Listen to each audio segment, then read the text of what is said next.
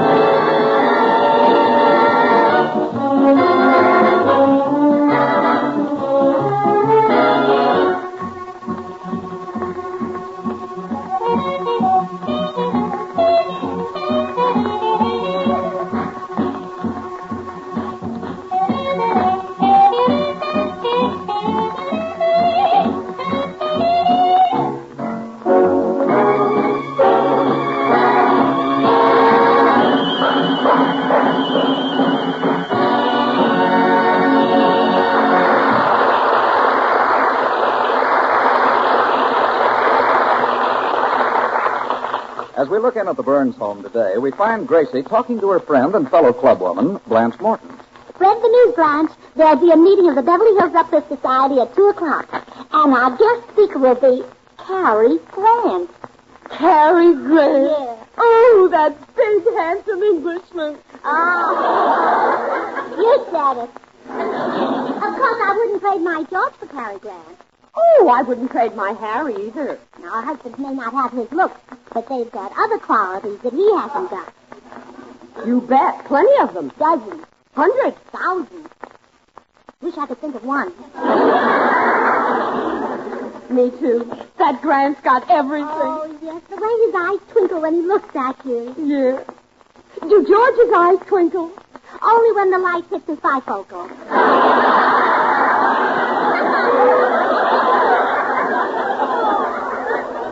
Well, I better get busy and tell the girls about the meeting. By the way, Gracie, will George let us meet you? No, he won't. I'll have to trick him into leaving the house. I know. I'll tell him to go play golf. Well, won't he get suspicious? No, I'll be very subtle about it. I'll sneak into the subject of golf very gradually. Now, you watch it. Oh, hello, dear. Hello. Oh, my, that's a beautiful necktie you're wearing. Oh, thank you. Now go play golf.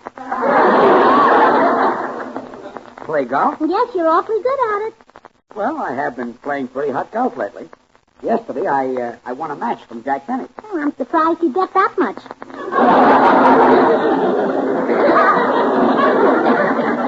A golf match. Oh. Jack is a pretty good golfer. Gets around in the middle 70s. Mm-hmm. I knew he wasn't any 38. You don't understand. Pa is 76. Older than Benny, huh? Yes, about 2 years older. Let's skip the whole thing. But, George, you can't stay here. Gracie, are you trying to get me out of the house? Me? Trying to get you out of the house? Oh. Here's your hat. I thought so. I'll bet you're cooking up a meeting of the Beverly Hills Uplifters Society. Well, now... I knew it. Well, Halloween is over. They can park their brooms someplace else. But, George, we've got a wonderful meeting arranged. I'm going right over now to get Cary Grant to be our guest speaker. No, you're not. You bothered Cary Grant for the last time. Oh, George, stop trying to act like a husband. Gracie, I hate to do this, but the time has come for me to use force. Force? Yes. I'm going to lock you in this closet until you come to your senses. George, let go of my arm. Here, there's no use struggling. No use struggling. George. In the closet you go. Let me out. Let me out.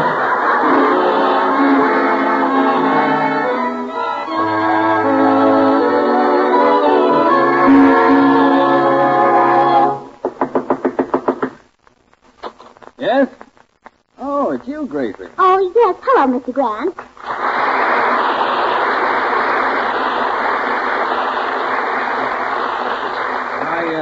I wish you'd telephoned before you came, Gracie. I'm very sorry for my appearance. Your appearance? Yeah, if I'd known you were coming, I wouldn't have made one. Well, don't apologize, Cary.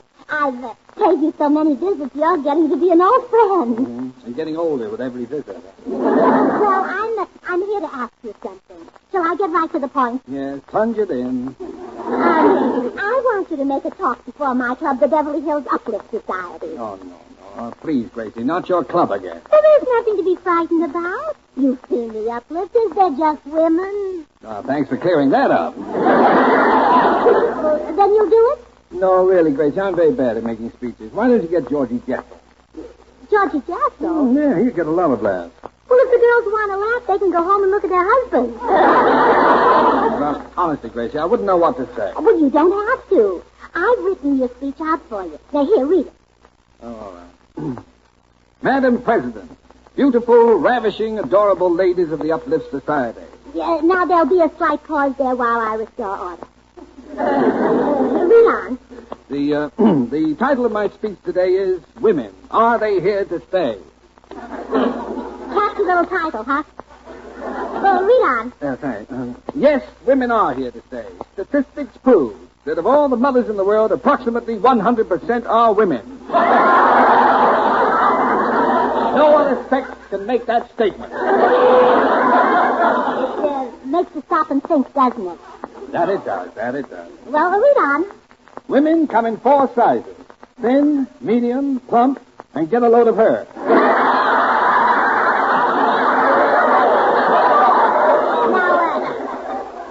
Mr. Grant, when you say that, look right at Mrs. Sims. She's from every sofa in Beverly Hills. Read on. The aim of every woman should be to marry someone intelligent and attractive. But this is extremely difficult since they have only men to pick from. Nothing personal there, Mr. Grant. Well, read on. However, once the woman is married, she obeys her husband's every wish, does not squander his money, and never argues with him. You thought Jessel would get laughed. Read on. Men claim that women have no place in business. But how about that brilliant woman who went to the very top in the liquor business? Mary, Queen of Scotch. It's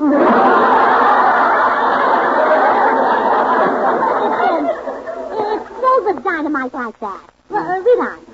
Gracie, look, I can't deliver this speech. I'd feel self-conscious. Oh, afraid they find out you didn't write it, huh? Yeah, that's what I meant. But there's another reason. I've got to leave town right away. Oh, where are you going? Any place. I England. Yes, that's it. I'm going to make a picture for Sir Alexander Corder. Who's he? Mr. Corder and J. Arthur Rank are the two big picture producers of England. Oh, do you know Mr. Corder? Very well. How about Mr. Rand? I've never met him. I see. Oh, wait here. Wait here, Mr. Grant.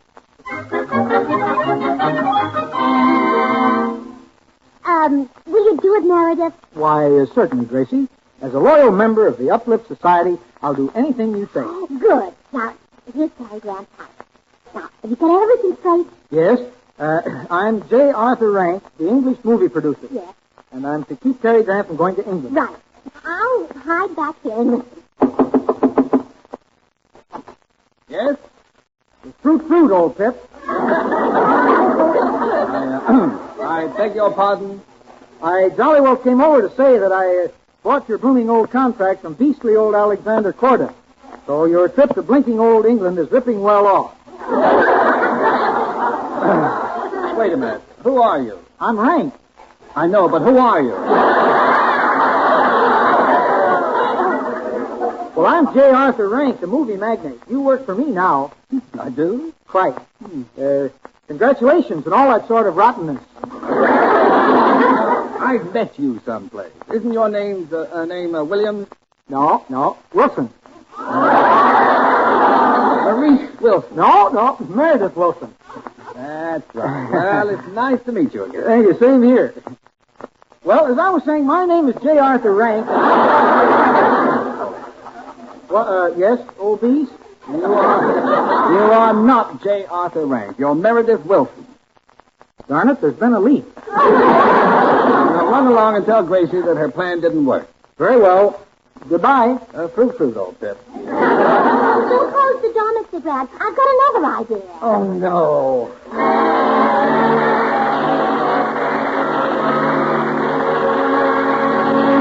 Meantime, George has freed himself from the closet where Gracie locked him and has gone next door to consult with Dr. Miller, the psychiatrist.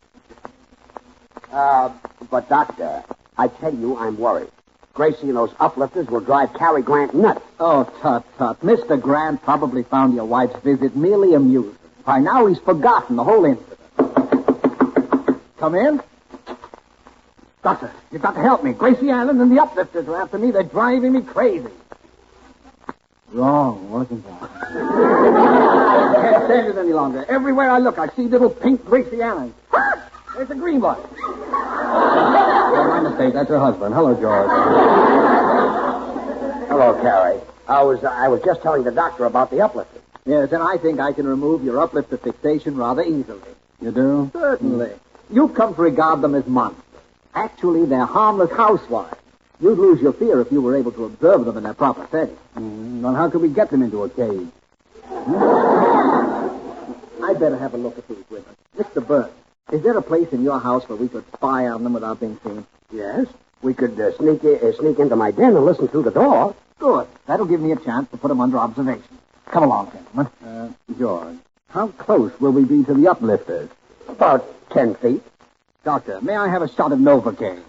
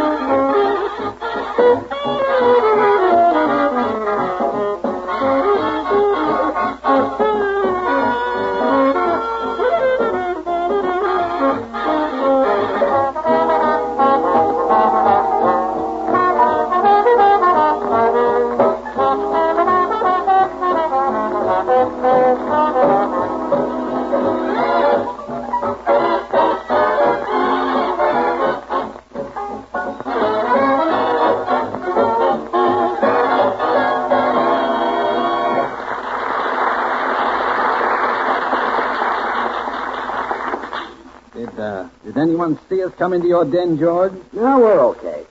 Nobody's here yet but Gracie and Blanche Morton. They're waiting for the others to arrive. Good. Now, gentlemen, we can observe the girls as they really are. And you'll see that the Uplifters are just normal, friendly women who have formed this club because they respect and admire one another. I'll open the door.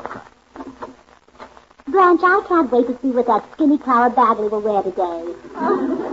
Well, I told old Bones that Cary Grant would be here, so she'll come dressed to the teeth. Oh, good. The more Clara covers up, the better. You said it. What a zombie Clara is. A real scarecrow. Come in. Oh, girls. Why, Clara, how lovely you look. Close the door, Doctor. Just normal, friendly women who respect and admire one another. Well, I'm sure that wasn't typical. I'll open the door again. Will Pauline Sims be here today? I don't know. The old bat's gotten so stuck up since she married a young husband half her age. Say, did you hear the wonderful thing his mother said after the wedding? No, what was it? Well, she said, I don't feel that I've lost a son. I feel that I've gained a grandmother. She's not kidding. Pauline's as old as the hills and darn near as broad. Well, she tries to keep up appearances. She just had her face lifted again, you know. Not again? Mm-hmm. Why, during the war, Pauline was the only person who could spot airplanes without looking up. How can her husband stand a fat plump like Pauline? Come in. Hello, girl. Why, Pauline, how lovely you look. Close the door, Doctor. Oh, yes, they really love one another. I must admit, I didn't expect this. There must be some explanation for their conduct. Maybe they've been eating too much catnip. Let's listen again. Perhaps their conversation will give me a psychological clue. Another new bracelet, Gracie? How do you get so many presents from George? Well, he's kind of absent-minded about dates. So far this year, I've had 7 wedding anniversaries, 5 birthdays, and 2 Easters. Well, I control the money now, but it was different with my first husband. He was an old sea captain and very stingy. Well, how did you get what you needed? I used to steal his wooden leg and sell it back to him.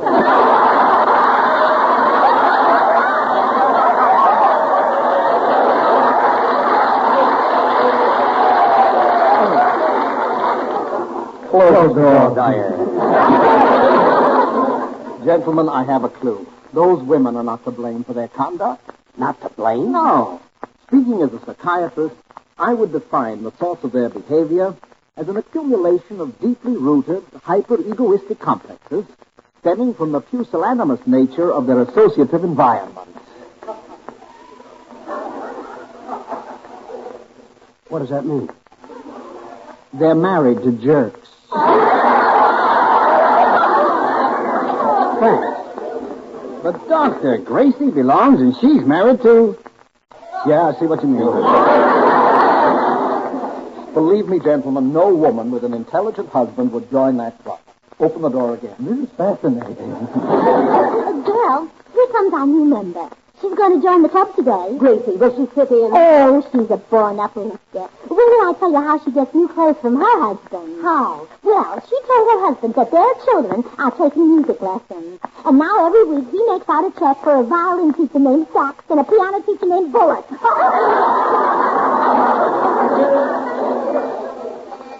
Oh, here she is, girls. Come in, Gladys. Hello.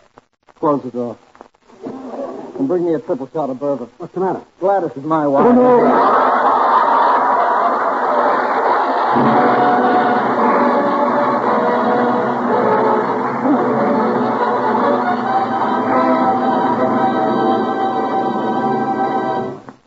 Gentlemen, you were right. This club is a menace and must be eliminated. Mr. Grant, so they won't become suspicious. You go into the meeting and make your speech while I formulate a plan. Okay. I'll open the door and see if they've started yet. Oh, no! I can't go in there. I'm too young to die. Howard. Hi, George. What's doing? Oh, hello, Bill. Dr. Miller and I are trying to get Cary Grant to go into the Uplifters meeting. But he's afraid. Cary, what are you, a man or a mouse? To you, I'm a man. To that bunch of cats, I'd be a mouse. There's nothing to be afraid of. Follow me. Shake hands, Brother Rat. Mr. Grant, if we're to break up this club, you must go in there while I determine a course of action. Quiet, girls. Quiet. Girls, our guest of honor has arrived. Mr. Cary Grant. And he got that with his back to him. Well, now, let's welcome Mr. Grant.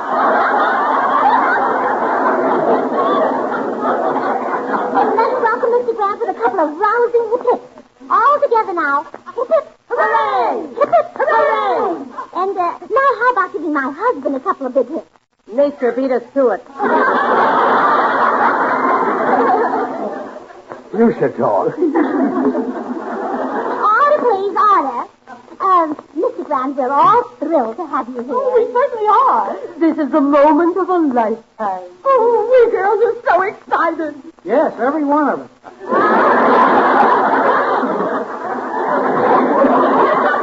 How did J. Arthur Rank get in here? She's an honorary woman. Mr. Grant will speak to us on the subject, women. Are they here to stay? Go ahead, Mr. Grant. Madam President, beautiful, ravishing, adorable ladies of the Uplift Society.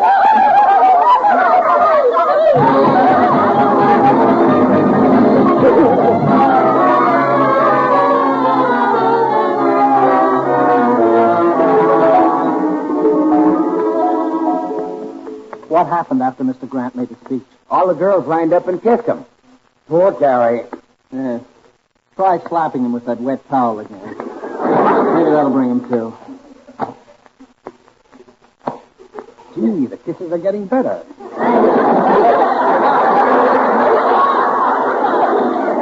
He's awake. Mr. Grant, your sacrifice was not in vain. I have a plan. I know how to put an end to the Uplifters. Yeah, so do I. We'll be spending the rest of our lives in jail. My plan involves no violence. We will show Gracie how ridiculous her club is by forming one of our own and acting just as those women. You mean we'll be catting and say terrible things about each other's looks? Exactly. Oh, gee, that's not fair to you guys. I can say plenty about you, but what can you say about me? You're forced ourselves. When Gracie observes our disgusting behavior and realizes that it parallels that of her own club, she'll be ashamed and disband the Uplifters. What psychology? You're terrific, Doctor. Sensational idea. Right. Nothing Freud couldn't have thought of. Let's get this,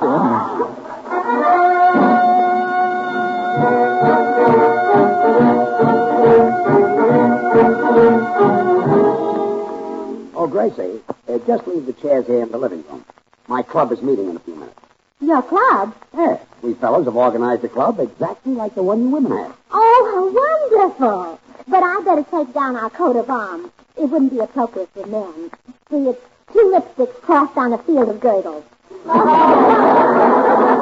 Yeah, well, that wouldn't do for us men. No. You'd have to have two cigars crossed on a field of girdles. Yeah, that's what I had in mind. Come in. Hi, George. Hello, George. Oh, come in, Bill, Dr. Miller. Cary Grant isn't here yet. Oh. Well, I hope old Baggy Pants wears some decent clothes today. As he usually looks like something the cat dragged in, slept on, and dragged out again. Well, he must buy some new clothes. I heard that he sent all his old clothes to England. Oh, he does. Then his mother washes them and sends them back.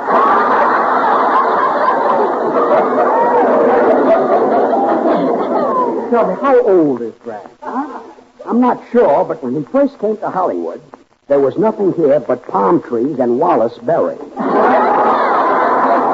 Oh, what a mess that Cary Grant is. Yeah, real dog. Yeah. Come in.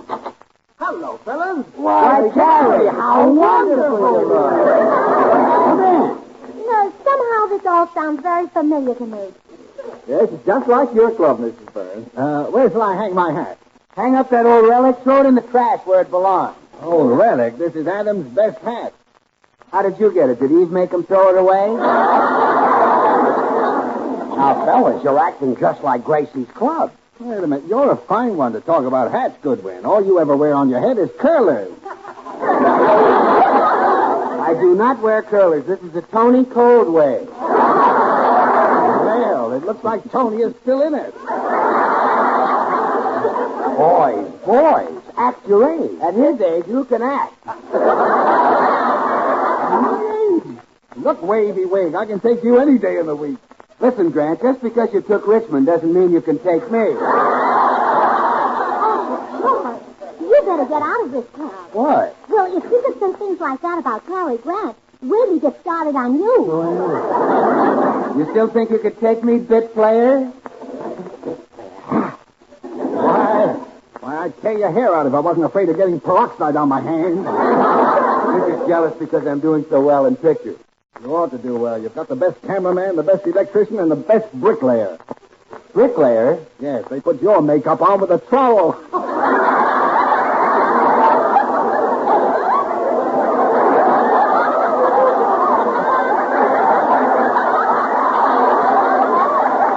Fellas, please.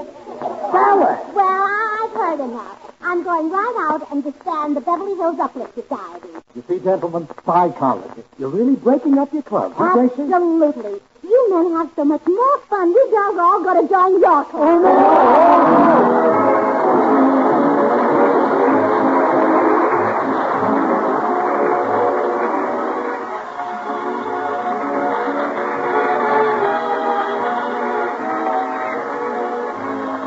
Bill Goodwin speaking. The Burns and Allen Show has been a presentation of the United States Armed Forces Radio Service, the voice of information and education.